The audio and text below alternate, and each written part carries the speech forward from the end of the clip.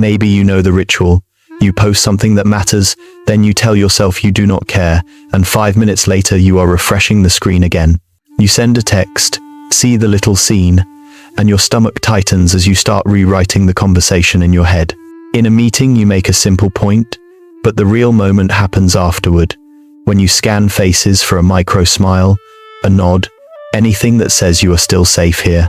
Even if you get the approval, it fades fast, and the mind goes back to checking, as if belonging has an expiration date. Most people call this insecurity, vanity, or being too online. But that misses the psychology. For a lot of people, the craving is not praise. It is the sudden quiet that arrives when someone else confirms you are okay. And that relief can become a habit, then a dependence. In this video, we are going to name the loop, trace where it comes from, and show how to build a kind of self-validation that does not require constant proof. Here is the reframe that changes everything. Validation is not just a compliment, it is a signal. On a nervous system level, approval often reads as safety. It tells the brain, I belong here. I am not about to be rejected. I am still part of the group. That is why the hunger can feel so urgent. For someone who is hooked on validation, the goal is rarely attention for its own sake. It is not about loving the spotlight. It is about trying to escape uncertainty. Because uncertainty feels like social danger. When people go quiet, when a message sits unanswered, when a friend's tone shifts, the mind does not treat it as neutral. It translates silence into a story. I messed up. They are pulling away. I am about to lose my place. And once that story lands in the body, you do not crave praise, you crave the shutdown of alarm. That is why one kind comment can feel like a breath of air, and why the lack of it can feel like suffocation. When approval becomes oxygen, you stop trusting that you can breathe on your own. Once you see approval as safety, the pattern becomes easier to map. It usually starts with a trigger, a small moment that should be harmless but does not feel harmless inside your body. A supervisor gives you feedback that is vague. A friend responds with fewer emojis than usual. You notice someone glance away while you are speaking. A message gets left unread. Your brain treats these tiny gaps like smoke, and it starts searching for fire. Then comes the seek. You reach for certainty the way a thirsty person reaches for water. You ask, was that okay? You over-explain your point so nobody misunderstands you. You send a follow-up text that pretends to be casual. You post something else to see if the room still claps. If the validation arrives, you feel it instantly. There is a brief drop in tension, like a fist unclenching. That is the relief. But the relief does not last, because it never answers the deeper fear. It only quiets it for a moment. Soon the mind returns to scanning, and the crash sets in. You feel empty, embarrassed, sometimes even angry at yourself for needing reassurance again. Then the next trigger hits, and the loop tightens. You are not addicted to people. You are addicted to the quiet that other people can temporarily create. Now picture Maya. She is competent, reliable, and usually the person everyone counts on. At work, she hits deadlines, catches details other people miss, and still somehow apologizes when she asks a question. In conversations, she listens closely, but not in a relaxed way. She is tracking every shift in energy like it is data. If someone pauses before replying, she fills the silence with extra context. If a friend replies with a flat, clipped "okay" instead of a warm "sounds good," she feels a small drop in her chest and starts replaying what she said. She will rewrite a simple message 3 times, not to be poetic, but to be unmisunderstood. She says yes when she means maybe, laughs when she is unsure, and offers help before anyone asks, because being needed feels safer than being seen. And when she does get the response she is hoping for, a compliment, a warm tone, a quick reassurance, you can almost watch her nervous system exhale. For a minute she is calm, then the calm slips away, and the checking begins again. The important thing is this: Maya is not weak. She is running a survival strategy that once made sense. She learned that the fastest way to reduce risk was to manage other people's perception of her. Route 1 is what psychologists often describe as conditional love, the subtle lesson that connection is earned. It is not always spoken out loud. Sometimes it is in the pattern. Praise arrives when you achieve, not when you exist. Attention shows up when you are useful, not when you are messy. You learn to read the room early because the room decides whether you are safe. A parent is warmer when you are good. A teacher lights up when you perform. A household runs smoother when you do not have needs. Over time, the child mind turns this into a simple contract. If I behave correctly, if I impress, if I do not disappoint, I get closeness. And if I fail, closeness can disappear. That is a powerful wiring. It makes self-worth feel like something you have to maintain, like a subscription that can be cancelled without notice. This is where the constant scanning begins. You start monitoring faces, tone, silence, timing, because those cues are not just information, they are weather reports. They tell you if love is still available today. In attachment terms, an inconsistent or conditional environment trains you to keep checking for signals of acceptance, because acceptance was never guaranteed. So validation becomes more than a nice bonus. It becomes the way you make the world predictable. If other people approve of you, then at least for a moment, you know where you stand. Another root sits deeper than performance, and it is shame.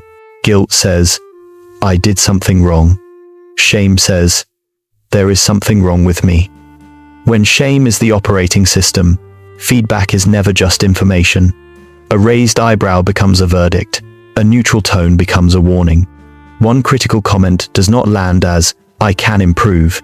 It lands as, I am unsafe to be close to. That is why validation feels medicinal. When someone praises you, the shame circuit goes quiet for a moment, like a smoke alarm finally stopping. You do not feel superior, you feel released. It is not that you suddenly believe the compliment, you just believe the threat is gone. And because shame is social, your mind becomes obsessed with how you appear, not who you are. You can see it in the body. The heart accelerates before the mind can explain why. Heat rises in the face. The chest tightens, and you start rehearsing defenses or apologies. Your attention narrows to one goal: remove the threat by restoring acceptance.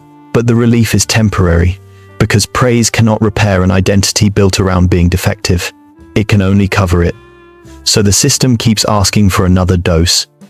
Until you build a different relationship with shame, approval will keep functioning like a quick erase button, not a true foundation. And then there is the modern accelerant, the scoreboard. In the past, social approval was mostly private and ambiguous.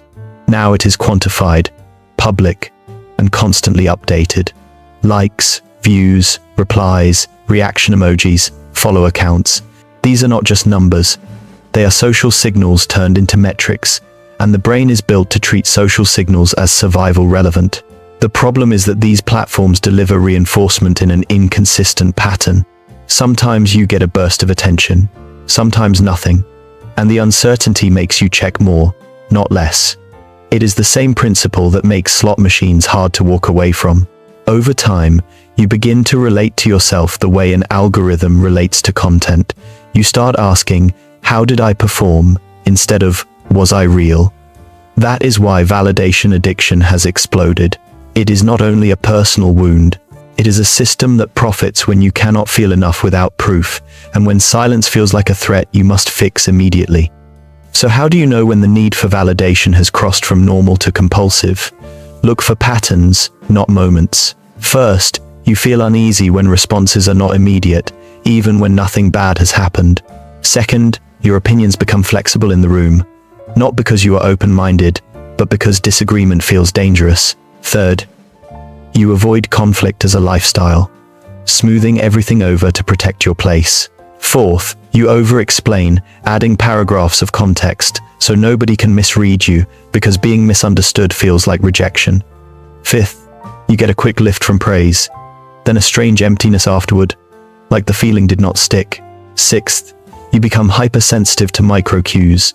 A pause, a shorter reply, a different tone, and your body reacts before your logic catches up. And seventh, you lose contact with your own wants. You can work hard, help everyone, keep things peaceful, and still not know what you actually prefer until someone else approves of it. If you recognized yourself in more than a couple of these, it does not mean you are broken.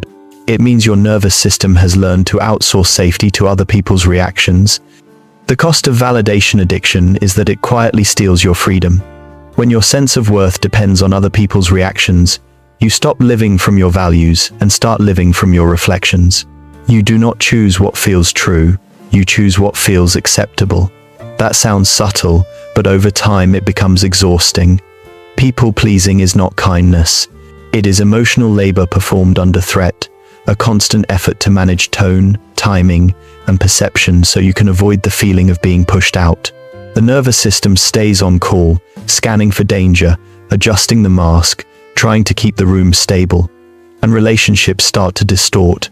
You may look social and agreeable, but intimacy requires risk, and validation seeking makes risk feel impossible.